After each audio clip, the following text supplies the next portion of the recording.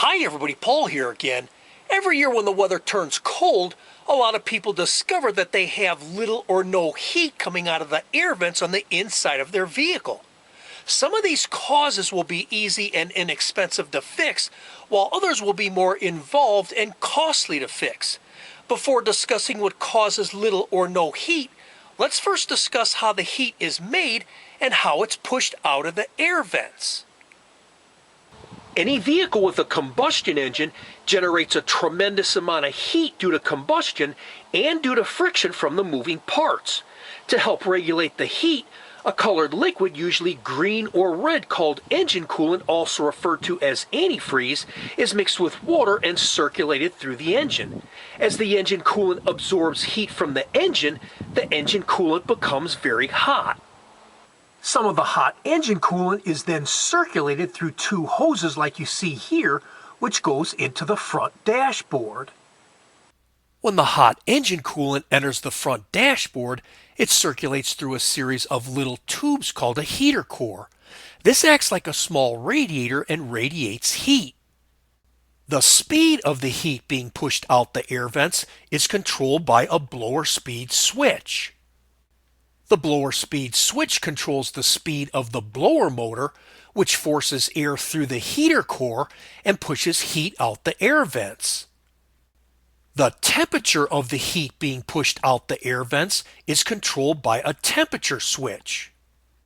The temperature switch controls the opening and closing of small doors with an air blend actuator. This controls how much hot or cold air is pushed out the air vents. The airflow of the heat being pushed out of either the floor vents, front vents, defroster vents, or a combination of vents is controlled by an airflow switch. The airflow switch controls the opening and closing of small doors with an air blend actuator. This controls which air vents the heat is pushed out. Now that you see how the heat is made and pushed out the air vents, let's see what causes little or no heat. Always remember, you'll have no heat when the engine is cold. As the engine warms up, the air being pushed out of the air vents will also warm up. Number 1 is low engine coolant. This is the most common cause of no heat. If the engine coolant is low, there will not be enough engine coolant to send to the heater core to create heat. To create heat again, remove the radiator cap and add engine coolant all the way to the top of the radiator and fill the overflow tank to the full line. You may also need to bleed the cooling system. Never add engine coolant unless the radiator cap is cool to the touch, otherwise you may be burned. Number 2 is an engine coolant leak. Again, this is the most common cause of no heat. If the engine coolant is low, there will not be enough engine coolant to send to the heater core to create heat. Any one of the following parts could develop a leak: a radiator cap, a hose clamp, a radiator, a heater core, a water pump, or a head gasket. Number 3 is trapped air in the cooling system. This can prevent engine coolant from being sent to the heater core to create heat. This can be caused due to low engine coolant. This can also be caused due to draining engine coolant to replace engine coolant system parts, or just from replacing engine coolant. To create heat again, simply bleed the cooling system. This can easily be performed by using a special spill-free funnel and idling the engine. This funnel gets really high reviews, and I'll post it in the description. Number 4 is a faulty thermostat. If the thermostat gets stuck in the open position, it will not be able to properly regulate the engine temperature.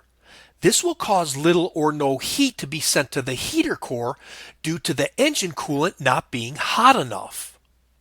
To replace the thermostat, drain the engine coolant, remove the thermostat housing, remove and replace the thermostat and thermostat gasket, reinstall the thermostat housing, add engine coolant, and bleed the cooling system. Number 5 is a clogged radiator. This is commonly caused by engine coolant, which becomes thick or dark due to poor maintenance. This might require a flush or a complete radiator replacement. Number 6 is a clogged heater core. This is commonly caused by engine coolant, which becomes thick or dark due to poor maintenance.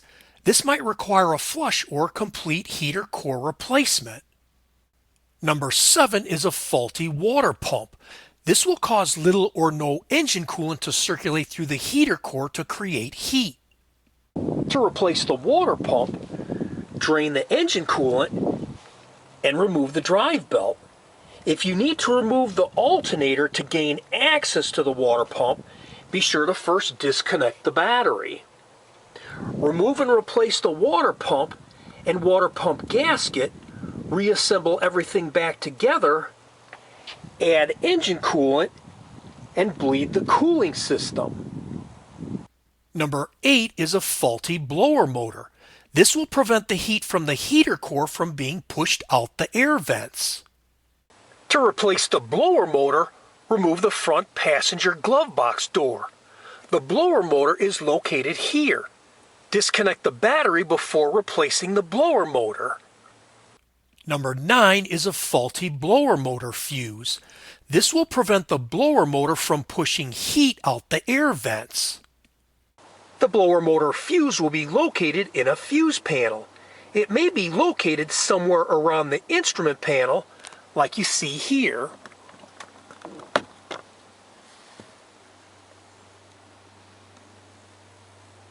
The removable fuse panel cover will label each fuse as to its function. It may also be located somewhere in the engine compartment like you see here. The one in the engine compartment is labeled heater, which is a 50 amp fuse. Here's the 50 amp fuse. A blown fuse will be obvious because the wire element on the inside of the fuse will be melted. This one is good. If it's a blade fuse like you see here, you can either remove it and inspect it, or you can check it with a digital multimeter without removing it. As you can see, this blade fuse wire element is good. Place the digital multimeter on the continuity setting, which will have an arrow and a plus sign and a volume symbol. Touch the two probes together to make sure that the digital multimeter continuity setting is working, which will make a beep sound. Touch the two metal contacts on the top of the blade fuse with the two test probes. This fuse is good. One big caveat is if the blower motor fuse fails and then fails again after replacing it, you more than likely have a failing blower motor that needs to be replaced because it's drawing too much amperage. Number 10 is a faulty blower motor resistor as shown on the left side of this picture.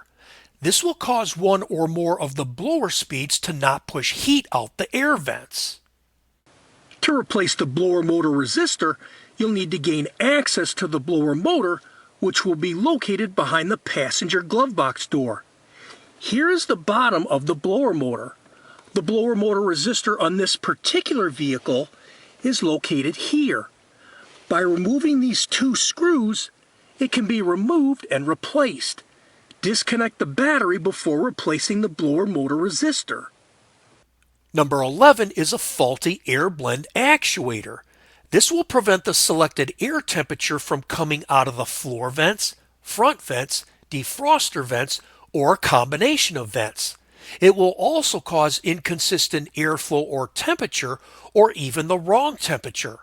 Most vehicles will typically have 2 to 4 air blend actuators located inside the dashboard by the air blend box. To replace an air blend actuator, remove the front passenger glove box door. You may also need to remove the front driver's side lower dashboard panel. To determine which air blend actuator is faulty, start the vehicle and observe which actuator is not moving while operating the different climate control switches.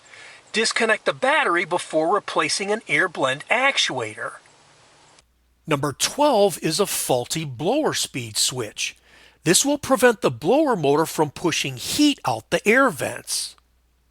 To replace the blower speed switch, disconnect the battery and remove the climate control panel. Using a special trim removal tool will make the job go a lot faster and prevent scratching and denting the trim.